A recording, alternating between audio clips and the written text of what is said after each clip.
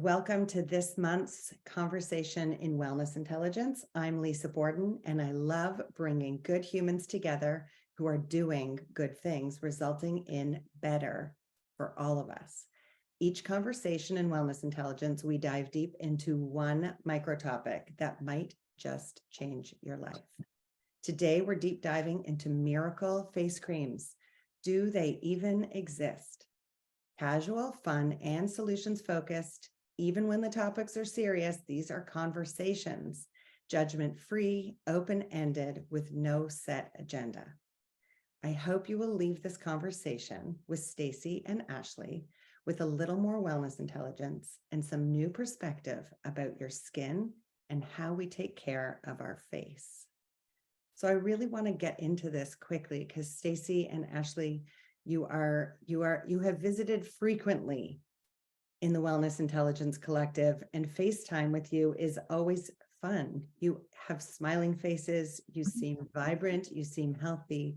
So I just want to start with, I'm going to put a bio in the notes anyways, but I just want you to introduce yourself, Ashley, as why are you interested in face cream? How did you ever get into botanical skincare? Okay. Well, I think it just started in general with wellness and health. And then with a background in herbal medicine, I was seeing in the health food industry that there wasn't a lot, if any, Canadian companies that were using what was in our forests.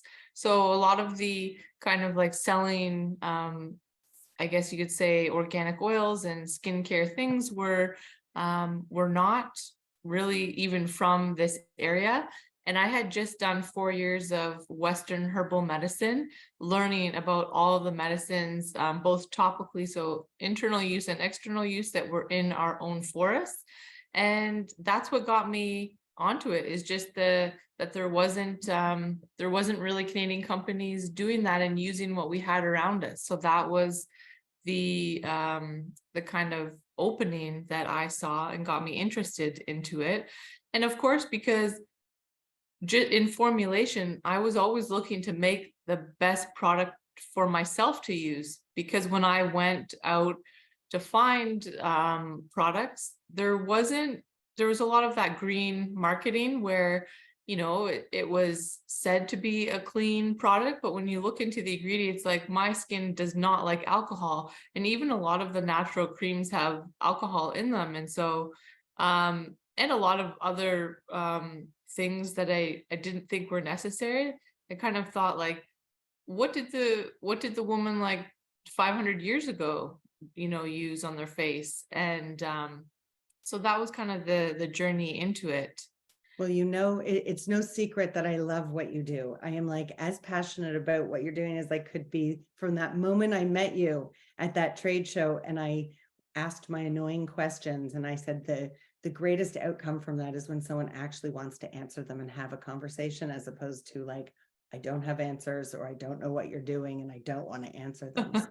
So I appreciate you so much. I appreciate your products. And everything you bring up, whether that's greenwashing or health washing or wellness washing, the honor and integrity that comes through your products, that I have the, you know, great fortune and good privilege to be able to use. So thank you. Thank you for being here, but thank you for what you do. Thanks, Lisa. It's important. It really matters. And that brings me to Stacey, who, you know, also both of you as local to me in Ontario, Canada, using such amazing products. But Stacey's journey into skincare is so different because she comes from making chocolate into skincare. So Stacey, how did that even happen? Well, I've had my chocolate business since 2009. And even back then, when I was using the ingredients, like so cacao butter and coconut oil in my food products, there might be some residue on my hands, and I would always just rub them on my arms because I didn't want to waste the precious high quality oils. And then when 2020 happened, I wanted to have a bit of a pivot, something to learn, like some new project to work on. And everything was going online. So I think that's why, for some reason, I had targeted ads for chocolate botanical skincare, like all the chocolate ingredients that are good for the skin. So I signed up for some courses and I'm still working my way through them, but I actually developed a full product line despite not graduating from the courses. I think just because I am in the food industry and I have, it's probably 18 years now of experience making my own recipes. And so I really see skincare as it's just another recipe, but it definitely is a formulation. Like things need to work well together for the skin. And it's just been a lot of fun experimenting and learning about the health benefits of Well, these food ingredients and, for the skin. and like you too, it's like I look at your glowing face and your glowing skin, and I know that you are an overworked, tired entrepreneur. So to come with those smiles, both of you, when you both work so tirelessly, that shows. And Stacey, obviously, you know that I love your chocolate and I love your skincare. And something just in listening to you, because I don't have any questions that I've written ahead of time. I just want to be in conversation with the two of you. But you both bring up something that I think is missing as the miracle in skincare. I just want to start with this, is the human factor. Like you're both just told me such a human story about not just the ingredients, but on taking care. And I think, I feel that energy in your products, and somebody else may roll their eyes and be like, oh, like that's not, what are you talking about energy and skincare? And it's the intention. I'm buying your intention and your good work. Ashley, how do you feel about that? I mean, I feel like you hit the nail on the head, really, because I do find that when products get commercialized, they tend to lose and kind of, I guess you could say, dehumanize. It becomes more of a machine job. That the quality and I feel like it can't be there. And there's so many, there's lots of stages of growth, but I've always had this this vision in my mind that me making the cream all the way through that's how it's been in the beginning, and that's how it will be in the end. There's this whole idea as we get bigger, then you go on to manufacturing and all that, but I do feel like a lot of the quality is removed in when you get to that kind of stage. So just even the fact that, like in our Wild Rose face cream, we make a lot of the ingredients in that. And though we don't press our own organic oils, we do infuse a lot of the oils in the organic oils that we buy with local plants. And then we also use our distillations in there. So a lot of the process is straight from the ground up. And it's the same with the organic oil producers we get it from. They're cold pressing their oils. There's nothing else. There's no additives. It's just they're taking the fresh rose hips and they're pressing them into rosehip oil. And that's basically it. So let me ask you a question, because you bring up a great point about scaling. I've spent 30 years doing business development, and one of the things that I realize is really our job, like the miracle, is finding the person who can do our work for us. Meaning, really the intention is to, okay, if we're going to should ourselves into something, we should be baking our own bread. But if we're not going to bake our own bread, we want to find the person, the baker, who's going to bake that bread with the ingredients we would choose, with the intention and the love, and maybe the skill that they have, or the time that we don't necessarily, because we're choosing to do something else. So why is that different for our face cream or any of our skincare? Correct. So the miracle would be finding an Ashley or finding a Stacey, no matter where we are in the world. yes. And Stacey, like you say, it's just another recipe, right? You're just making another recipe. So when I'm buying one of your little beautiful tubs of miracle face cream because you're making it, Stacey, what am I paying for? Well, right now I don't have the equipment to press my own oils, but I definitely want to, because I do bring in the organic raw beans and I do my own roasting for my chocolate business. And so if I had an oil press and distillation unit, I could make the 3 components that I'm currently purchasing.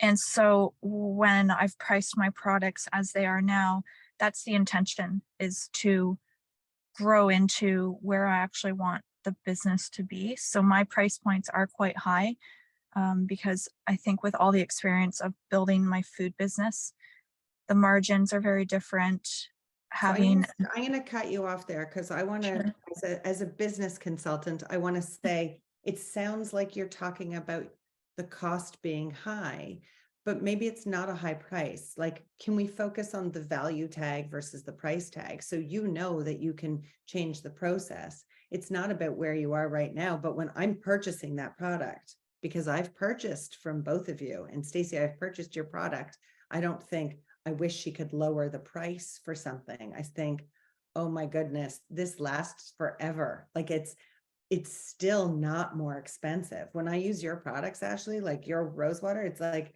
it lasts different. It's in a glass bottle. It's not in a plastic bottle. Like there is a cost to all of that. There is a cost to all of that. And I'm also looking at both of you and thinking, I have the good fortune to work hard and to have the money. And that's where I'm choosing to spend it, to support you, to say, please, Ashley, and please, Stacey, make more of this because this is the miracle we all need. I don't want people going to the mall to buy something because Stacey, because those companies can afford equipment. I'm good with buying because of your intention and energy. So I just want to say that straight out. When I'm buying a jar of your miracle face cream, Stacey, I'm paying for your labor and I'm paying for your ingredients, right? Right. Yeah, What else? Who does your labels? Who does your delivery? Who does your invoicing? I do. Right. Yeah. So Yeah. that's the conversation, wellness intelligence. It's like, you're what I just want you to know, like, that's what people need to hear. So when you go to a Sephora and you have the choice of buying 1,000 different miracle creams, there's some kind of weird retail therapy that happens there for people, right? Who's writing the bill? How many people are you paying for in that chain? That's not actually coming home with you. You're paying for unnecessary packaging and unnecessary shipping and mediocre ingredients. Ashley, when I'm paying you for a product, how many people have touched those products? 1. Stacey? Same. Yeah. 1. So there has to be a miracle nut. You guys are the rarities. So there's a lot of you too, right? Like it's like you're here representing all of the people doing that kind of work. Now, how does that translate from a quality standpoint? Because I'd say, but you don't have science behind it. Like you don't have 10-year lab reports to show me that using your product is going to lessen the wrinkles on my face, correct? So what would you say if you're standing at a trade show and someone says, but where are your studies? Like, where are your studies? I just want to decrease the fine lines on my face. What would you say, Ashley? I would actually, so because there's a lot of brains that do want that kind of information, especially in our world, I find that actually people like yourself, Lisa, are the rarity as well. And also that have the education of just the process. But I just focus on the actual raw materials. And so that one of the best raw materials that we use is the organic cold pressed rosehip oil. So I would speak to the ingredients and the studies that are actually highlighting how amazing, and specifically, like, people want to know, like, the rosehip oil is high in vitamin C. It also has a ton of antioxidants. It has lycopene. It restores elasticity. So for brains like that need that evidence-based information, but a lot of the time I tend to be focusing on the process as well. So letting people know that I physically go into the forest with my hands, I harvest the roses, we take them back and extract them ourselves. Like, this is just, it used to be a lot more common, but now I even like I've kind of, I guess, become a little bit tired of trying to convince people of the amazingness of the product. So I kind of went through a little bit of phase where I'm like, I don't really have the energy to convince you of the how this process and the ingredients are amazing. And because also I don't like that whole competition, like, oh well, we're great and they're not kind of thing. Like, I don't care what other people are doing. All I'm trying to get people to be aware of is that the ingredients do matter. Every single ingredient matters. The So process really I have to matters. stop you there because you said something, get people to be aware. Like, let's just highlight that you just didn't mention one thing about wrinkles. You're just saying you're trying to get people to be aware. Your main job, you didn't say, is I want to sell this to every single person that I can. You're trying to get people to be aware. And if they are aware, they're going to naturally find you or Stacey or people doing what you're doing, correct? Exactly. And you know, you say about rosehip oil and focusing on the ingredients. I guess we should go back to say the rosehip oil that's in your product. On your product label, it says organic rosehip oil or rosehip oil that you harvested, whatever it is. Mhm. But what about the rosehip oil that's in a product in the department store in a squeezy tube with forever chemicals in it? That's also rosehip oil, but it's not the same, right? So we have to be careful understanding that not all rosehip oil is created equal. Completely. And just like there's been a lot of alteration, or what do you call it? Yeah, adulteration. Yeah. Yeah, with the medicines we take internally, the same as the case with the oils, right? So like I've seen rosehip oils in the store that are clear, like that's not rosehip oil. That's, or I don't know what you did to that. But So that's just a takeaway for anyone listening to say, it's like I heard somebody in this conversation of wellness intelligence talk about rosehip oil being a miracle. It's not all rosehip oils created equal. Check your sources, ask your questions. And with that, Stacey, just because of your work with chocolate and moving that over to skincare, how do you decide what's a good quality ingredient? Because I know that you, like Ashley, go for the best. There is that subjective? Is that objective? Like, how do you make that decision? When I was learning about all the ingredients, I found a few suppliers that I didn't know at the time just because they're new to me. And I ordered the same ingredients from 3 or 4 different suppliers. And similar to Ashley, there were some oils. I had a blueberry seed oil and it was beautiful in a glass bottle, like green. Blueberry seed oil doesn't really smell like blueberries because it's the seed that's being pressed, and it's a byproduct from the juicing industry. So there's not a lot of oil that comes out of those seeds, but because it's a byproduct, it's pretty sustainable. And then one blueberry seed oil that I got came in this plastic jug. It was purple and it smelled like blueberries. And wow. I thought, what is this? And I emailed them back. It actually had cracked, so it was leaking, and they wouldn't give me a refund. They wouldn't answer my questions. So just through that process of reaching out to different vendors and suppliers and seeing who actually wants to support me, even though I'm a new business and I'm not buying lots of ingredients from them yet. That's the kind of how I choose who to work with. And so I have found 2 or 3 really good suppliers that I will only buy from them until I'm able to either source direct from who they're sourcing from, like at the farm level, or in my own dream, I want to grow meadow foam because it can grow in Canada. And I want to press my own meadow foam oil along with That's what we're supporting. When we buy yeah.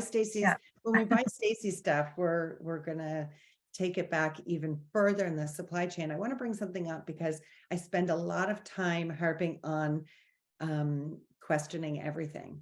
And for those of you paying attention, the Wellness Intelligence Collective, everything's based on empathy economics and asking the questions. And as you're speaking, Stacey, you just highlighted something from me. The questions we ask as consumers matter. It matters. We have to ask questions. We have to advocate for ourselves. Nobody's looking out for ourselves the way that we're going to. But what I just loved in what you were speaking to, Stacey, is that you actually are asking the questions and a supplier going back all those levels. So you could have somebody making chocolate cake with beautiful intention, but if they're not doing their research on empathy economics, they're ending up with that blueberry seed oil that's processed, that's flavored, that's colored, that's in a plastic jug, where there's no human factor because they weren't treating their product like a human or the relationship like a human. So you guys are both totally in relationship with both directions, your consumers, but also your suppliers. And I just think that's admirable. And there's a miracle in that. That's Miracle Face Cream. So I think if we move on that and I say, okay, everybody wants to buy your stuff. They're like sold that you're selling Miracle Face Cream. You don't really have much choice. Like, Ashley, I can scroll through your site and I personally think, oh, I want all of that. Stacey, you don't even have a site. I have to actually speak to you to learn what to buy. That's great to me. But I'm saying somebody else is, I feel like consumers are conditioned to have lots of choices, like to feel it's like the illusion of choice. Is it an illusion to you? Do you not have more products, Ashley, because you're a single person and you can't afford to do it? Or do you think you have what it takes to, in botanical skincare, to nourish people's skin? Yeah, I really do think, again, taking care of your skin is kind of simple. It's just consistency and, again, finding good quality products. So I do believe that I have everything that you need to take care of your skin. And it's not, these 7-step processes that your bottle is done after a week and then you have to spend another $80 this period of time. So I actually kept, from the beginning, I did feel very strongly about not getting into the overpricing. So to be honest, I did always take a bit of a smaller profit margin in order to reach more people. And in Muskoka, like we have, there's a different kind of socio-economic situation in every location, but there is people that want to use it, but that perhaps maybe couldn't afford, like $100 face cream, for example. So we put our rose water in a 250 ml bottle that lasts so long, and it's $30. So a very fair price. And then also, like, this is a Wait, 2 if you were selling that at a retailer, yes, it would be much more expensive, right? So there's an economy, like people can save money by buying directly from the maker as well. completely. Yeah, always. Okay. Because we're basically like, we're doing 50% to retailers. So it's better always for people to come to the online store or directly get through me. The retailers have been so supportive, and we have a good handful of relationships in retail. And I value so much what these brick and mortar stores do, that I think sometimes I was overly fair to the other and not always like recognizing how much work I actually do. And then if I look out in the world and I see, like, what another 2-ounce face cream sells for, it would be about double, and the ingredients don't compare. So, it's always one of those things about So working with the two of you, I'm going to connect with someone who actually cares about human and environmental health, which is going to directly benefit me, my worry, my wrinkles, whatever I'm doing, feeling good about myself, happy face time, a better smile, feeling better inside. And I'm also going to save money, potentially. completely.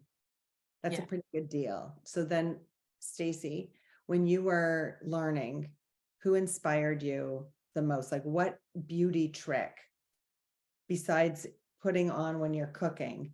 Like Lanny's listening. It's like when you're done cooking, you have oil, like really high quality coconut oil on you that you put it on your face. Not everyone's necessarily into that.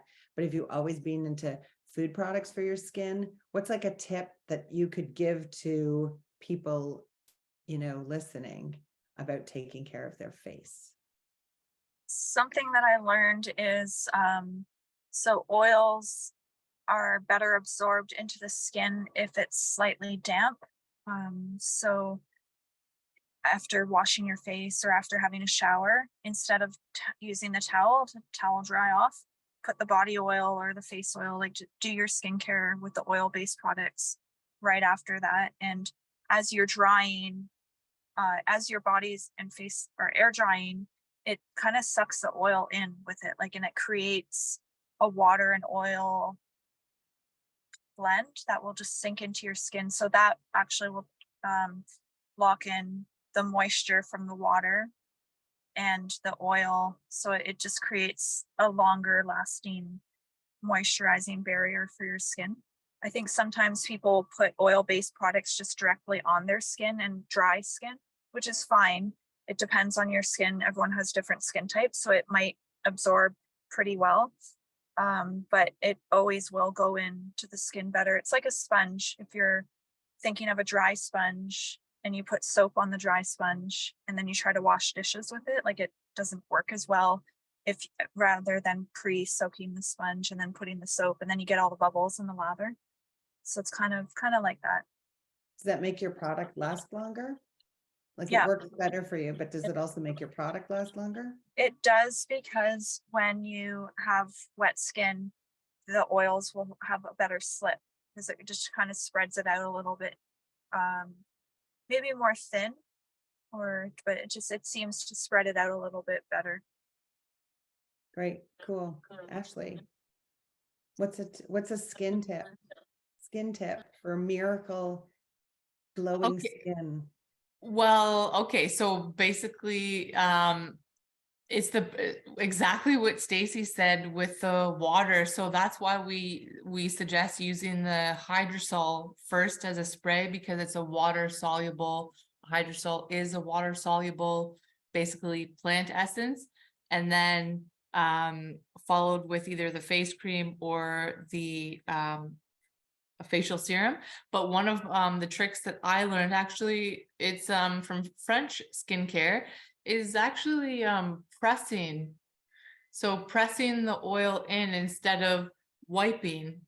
And I found that the absorption for the pressing is amazing, especially if the water product is on there. So whether you have a hydrosol and you're spraying it, or whether you, like Stacey said, you're getting out of the shower and keeping the water on the face, and then you basically first activate the skincare product, whether it's the face cream or facial serum. So activate it into the hands to warm it up, and then basically pressing into the skin. That's going to allow the absorption to go deeper. And that's one of the tricks that I've really liked in the last couple of years. And I didn't know that before. This is just kind of from being in the industry. You learn all sorts of stuff from looking It's at actually, it's interesting. So I love those tips, because it's also about making, when we're investing in a product that seems, as you said, Stacey, expensive, even though we're talking about it being valuable, we want it to last longer. But as you were doing that about pressing, Ashley, I noticed it seemed so mindful and interacting with the products that we purchase and taking care of our face, instead of it being just a habit we have to whip through in the morning, right? Just actually taking the time to be as mindful with the product as we are wanting to be with ourselves and our skin. So that was a great, that's a great thing. And when my daughter was 13, I decided I wanted to invest. I didn't grow up understanding skincare. I used every toxic thing that I could possibly use to strip oil on my skin, the worst. And I hired these two women who were mindful makeup artists. And they came and they taught all the kids about rosehip, like a hydrosol. And I thought, oh, it seems so fancy. It seems so fancy. And they're like, it's, $30 and it'll last you 3 months. And it's the best thing that you could put on the best thing you could do. And it's amazing how that changed. It was a party for my daughter and her friends. And it's like, that changed my life. That changed my life. And I see Lanny put in comments about cream on wet skin changed her life. And it's like, oh, so like, let's everybody take that away. I say, even if it sounds weird, even it depending where you are in your skin, try it and see how it works for you. You're your own best expert, but at least listen to all the enthusiasts about this and try it, because if it can make your product last longer, make your face more glowy, maybe you'll be happier. You never know. Lisa, I just wanted to say thank you for talking about the mindful aspect, because that's actually something I do every single time I put the skincare on my face. Because like Ashley was saying, you kind of warm it up, activate it in your hands. And then I just inhale, like close my eyes, inhale. It's so nice. And even if it's just for, 5 seconds, it's morning and night, some time just for myself to inhale the essential oil blend that I've created, that it just immediately will calm the nervous system down. And so that's one of my favorite parts about why I created what I do. I think that was also another kind of thing in learning, like, 3 years ago when everything was starting to just be super chaotic. It's like, okay, we need a moment to really bring ourselves back into our body and just calm down for 1 second and just like bring the anxiety down. And if that's something like maybe like stacking, so I'm doing skincare, but I'm also calming my nervous system down at the same time. So which there's for sure, I don't know them, as I always joke that I have a degree in French, not a scientist, but there's for sure studies that will link that a regulated nervous system benefits your wrinkles for sure, because we talk about anxiety causing wrinkles. So wouldn't the opposite? So being mindful and being calm and using a kind product, all of that has to be. I'm not going to use the term anti-wrinkle because I'm actually wanting to bring into that. Why are we so opposed to aging? And why are we looking for creams to anti-age us when I think it's like a gift to wake up every day and get to live? But where did that come from? Like what's the deal with that? Ashley, do you have insight in that? Like where I really think it's just the marketing, consumerism, capitalism that's, always trying to get a buck constantly, and also trying to deplete confidence so that when people feel confident, they take care of themselves in a sense, that whole slowing down. Like when you love yourself, you do things that align to loving yourself. So like Stacey was saying, she's taking those moments at least morning and night to give herself that love, not only her skin, but just to slow down, to breathe deep, and to connect with self. So in a sense, I think the other side of the story is almost opposite. It's like, you need it all right now. Anti-wrinkles, you got to stay young. Like, it's like, oh my. I love how you acted that out with the 2 bits of energy. That's very helpful. Very helpful. Very frenetic. It's very frenetic.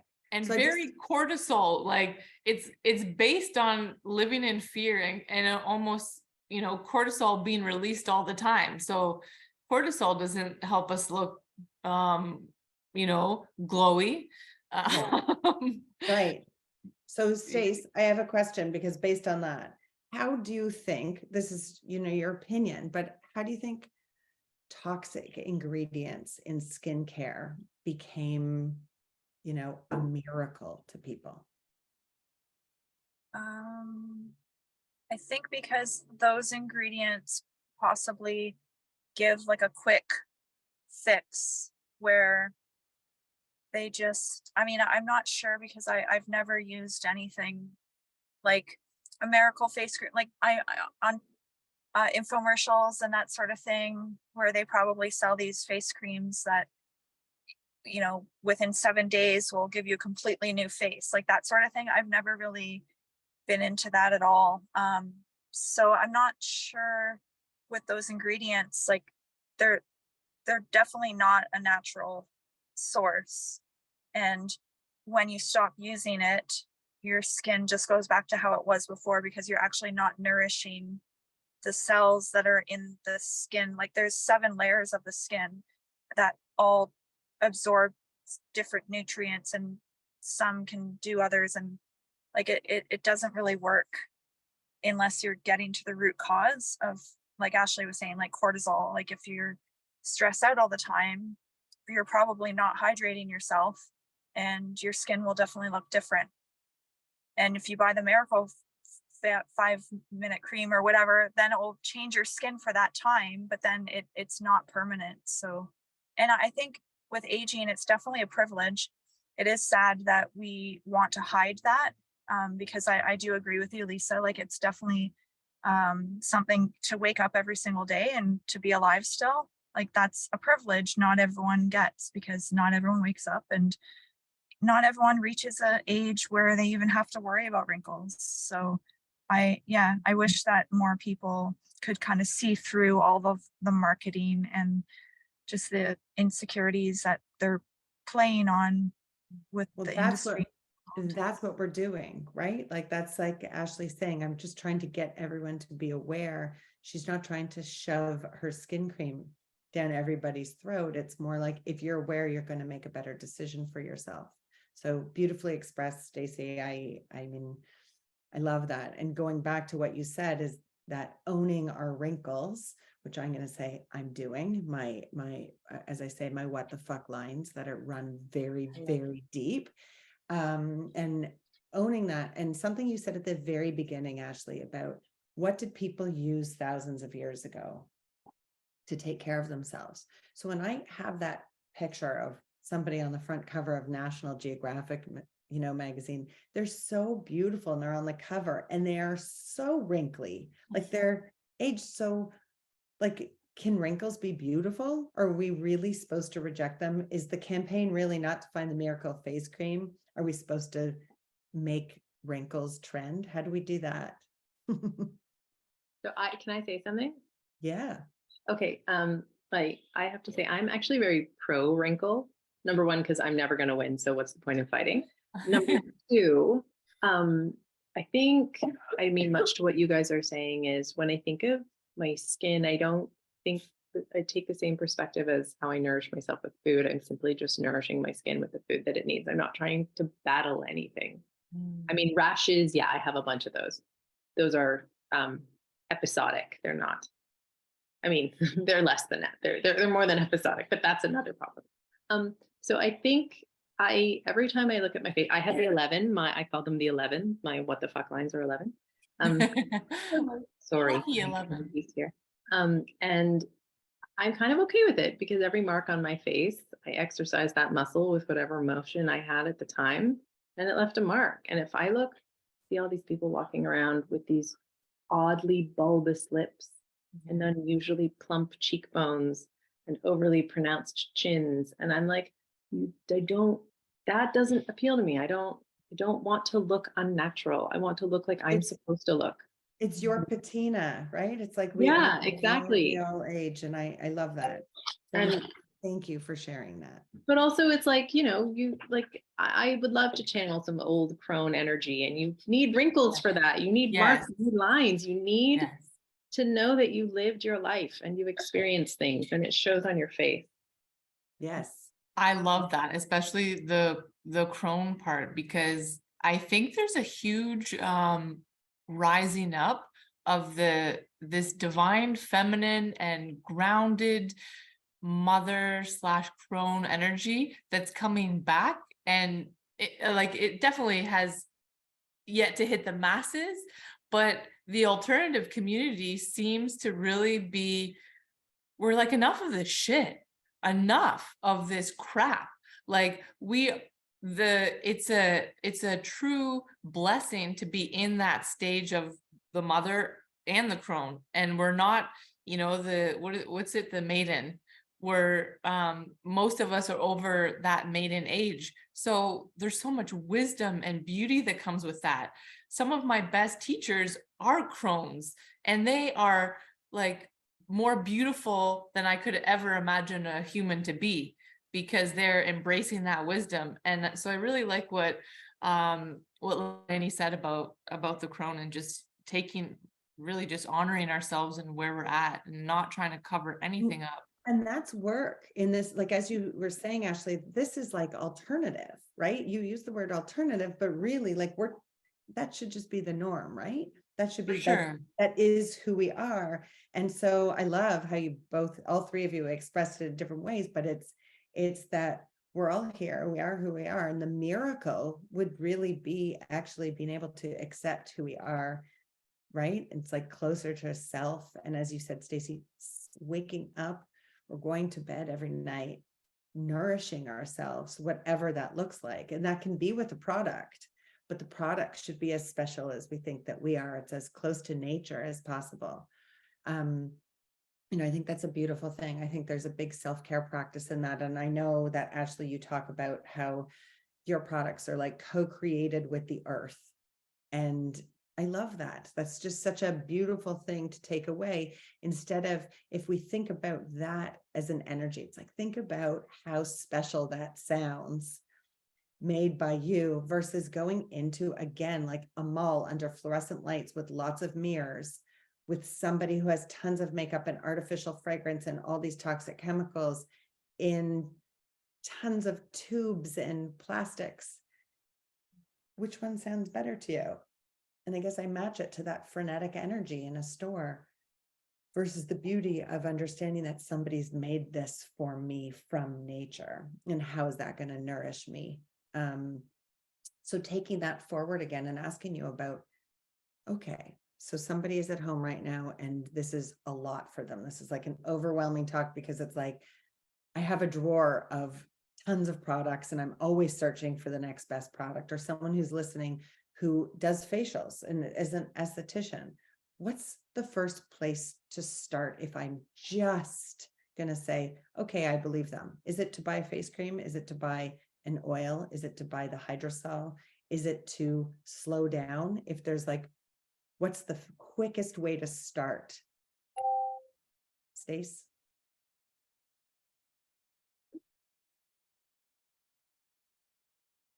I think that just to finish all the products that they already have, just so nothing's wasted.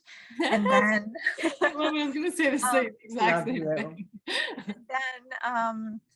And then I would just do bare bones, kind of basic, whether buying from creators like Ashley or myself, that would be great, or just doing super simple like jojoba oil or meadow foam oil. That's my favorite one. And just see how that reacts to the skin. I guess it depends on if they're esthetician, like what their goals are and what it is they're doing. But yeah, I would just kind of strip away everything and start to build up their own knowledge to see what they like, and even experiment on their own face, their own skin, just to see how things. I think that terrifies a lot of people. I think that in between space, right? They don't necessarily want to experiment. It's like, that's scary. What happens if I have a reaction? What happens if, right, when I stop using those products? Yeah, actually, there were a few people, because when I was doing my product testing, I think I sent out about 50. And by send out, I mean I hand samples to people, people that I know. So I would ask if they wanted to try my products. And I had maybe 10 people say no because they have really sensitive skin and they don't want to get a breakout. And then I'd ask what are they currently using, just to learn more. But people, yeah, they definitely are super nervous of trying something different, because unless their skin is already not happy, like if they have some sort of issue, they might be willing to try something new. But I do isn't have. Isn't what you said the case for pretty much everything, right? Whether that's Yeah. like a diet or a way of moving, that fear of change is Yeah, because I think the thing on the other side of that, though, is it could be so much better, though. So with what you're doing right now with these creams and whatever the routine is, if they're not willing to try something different because of the fear that it might react badly on their skin, the skin can heal. It never, it goes through what it needs to, and it's telling you more of what's going on in the body, inside, deep things, like it comes out through the skin.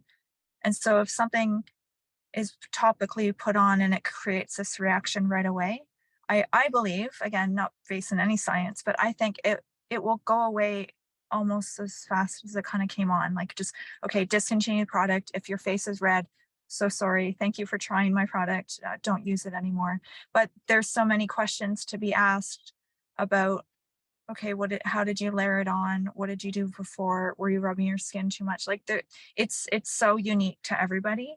So it's so unique to everybody. And the answer is always, in every conversation, it's always like, what's the answer? And the answer is, it depends. It depends on so many different factors. And so as I hear you speak, I understand that if I buy your product and I have a reaction from it, that I'm going to actually be able to call you and have a conversation and understand how to use it differently or why it might be happening. There's no helpline on the back of that mass marketed product. And so that's something beautiful. I know that's not what you were saying, but I was thinking, oh, I actually have a human who cares behind this product, that if I'm having a challenge with it, that I can actually call, or that you're going to tell me this might happen, but go with it because you deserve what's on the other side of the change. And I just want to bring up my own personal story, that I struggled with my skin for decades. And I was buying the best products and consulting with natural people. And I was going for I tried everything. And really, when I got tired of my own shit and I dealt with my emotions, my grief, my fear, my worry, all of the stuff inside, it's amazing. My skin's like, it's amazing. And I have the scars to show from all the years of that. But I wish that's the miracle, is doing so. Anyone listening, give yourself a chance to, as Stacey says, finish your products, because we don't want to waste anything. And I love that as a point, but to give yourself the opportunity to try something new that feels super nourishing in practice and in product. I think that's beautiful, Stacey. Ashley, what's your tip for anyone listening? Hopefully it's not the same thing again. You guys are agreeing too much. No, I was laughing so hard because I was going to say, use up your stuff, because a lot of people, they're mentally overwhelmed by this choice. And so using up what they have. And then I had a girl that she made the vow to switch over as she finished all of the products. So say she was like, okay, I'm done my shampoo, I'm done my face cream, I'm going to buy one clean, green, truly green, natural product. Once I'm done those things, I'm going to do one. I'm going to use the whole thing. Obviously, unless there's like some huge reaction. And then, so she slowly did that to her whole, I guess, skincare, body care lineup, until she had, one of each of the things that she needed. And so I think too, a really good starting point for people is a serum, because a serum is so gentle and it's a moisturizer. It can be used in all seasons, though it is better in spring and summer. So I would suggest that. A lot of, we have never had any reactions with the carrot rosehip facial serum. Some people are actually allergic to, it's interesting because some people actually learn what they're allergic to that they never knew because they haven't had that allergy test. So there has been, like, I think probably a couple people who have reacted to the chamomile apricot facial serum, and they turn out that they're actually allergic to chamomile. They didn't know that. And so, yeah, those are just things like getting to know yourself. But I would highly suggest a simple serum as a place to start. The carrot rosehip serum is one of my personal favorites. I'm not this like marketing person that's like, you must buy my carrot rosehip facial serum for me to feel good about what you're doing. No, like Stacey said, start with a simple oil if that's overwhelming to you. But yeah, you're gonna get a lot more benefits from someone who's formulated a natural serum that has high quality ingredients versus simply just one of those things, even though your skin will benefit from that one thing. So that's kind of my thought. I mean, so that's what I love, the idea of one. I write about it all the time. Like, it doesn't need to be this whole big, like, I listen to these people talk and now I have to figure everything out. It's just start with one. And I love that message. I think that's amazing. So two things, you were talking about shampoo. It's like, if you're buying all this miracle face cream, whether that's the true great stuff co-created with the earth and with self-care in mind and mindfulness, or it's the toxic stuff, remember that your shampoo, right? Your shampoo or anything else you're using is affecting your face, right? Yeah. So your shampoo could be working against. And I always say, consider the chemical recipe of what you're doing when you were in the shower. You were in hot water, you're steaming. What cleaned the shower? What are you washing your face with? What are you washing your hair with? Even if each of those things are safe, how are they combining? And when you're working with products like Ashley and Stacey, what you guys make, or what any of the people who make with that intention and with that care, those things aren't combining. That's like two flowers in nature are okay with each other, versus who knows what those chemicals are and how that's actually affecting your face, your smile, your nervous system, all of those things. What you're inhaling matters. Your skin's your largest organ.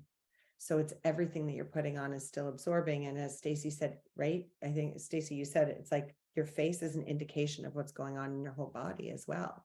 So there's facial reflexology. That could be your miracle that you're waiting for, right? To go and work and understand that, oh, it's not actually my skin's not bad. It's a problem with my liver. It's a problem. It's actually speaking to me and telling me things that I could pay attention to and take care of. So do you think you can take care of your skin from the inside out? Do you believe that, Ashley? Yes, I believe you can take care of it from the inside out. Well, to a certain extent, I always like the combination. I really think the combination of taking care of yourself from the inside out and from the outside in is important. So that also includes not only, loving up your actual skin with the products, but that includes sunlight, that includes fresh air, that includes clean water. Those type of things are all part of the external skincare. And then of course the things that we do internally to keep everything really at its optimal way. You just brought up sunscreen. Can you just talk to that and how that affects wrinkles and aging? Yes. Elasticity, whatever you want to bring up on sunscreen. Ooh, that's a big topic. That's We like have a that's whole- like a whole nother. Wait, we have a whole conversation in Wellness Intelligence on sunscreen, but you're here now. So I just want, because I know that a lot of people would say, protect your protect your skin from the sun. Yeah, so I'm not sure how what other people's schools of thought are on this, but from my understanding, the chemical sunscreens, what they do is they stop the absorption of the UVA, UVB, and vitamin D. But from what I do understand, they're actually just sinking those chemicals deeper into the skin, and then your liver has to process these chemicals.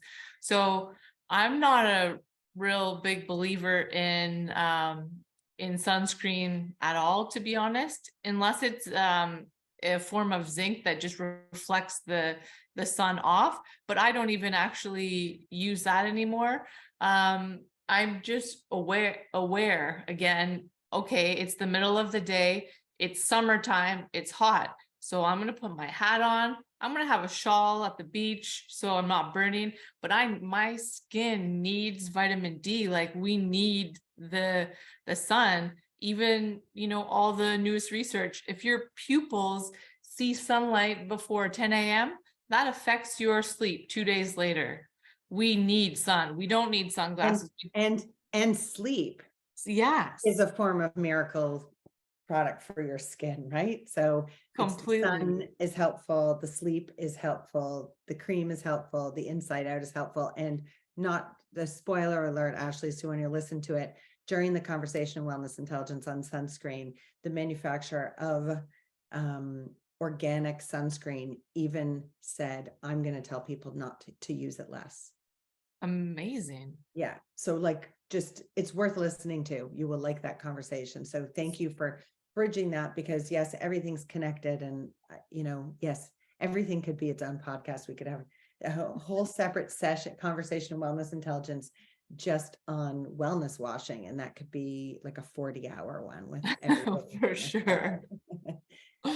Stacey, your take on skincare from the inside out. I was going to say sleep, like number one, I think, because like I notice for me as I get older, if I don't sleep well or enough, I'll wake up in the morning with my eyes kind of droopy. And that's the first place that I see that. Oh, and she's lost. So we're just talking about in wellness intelligence, everything being connected. And so you can't actually pluck one thing out like Miracle face cream and expect that that's going to change the skin on your face. You have to take care of yourself. And Ashley, you said it beautifully. It's the water we drink. It's the people we spend time with. Everything's a reflection, and it's going to be a reflection on your face.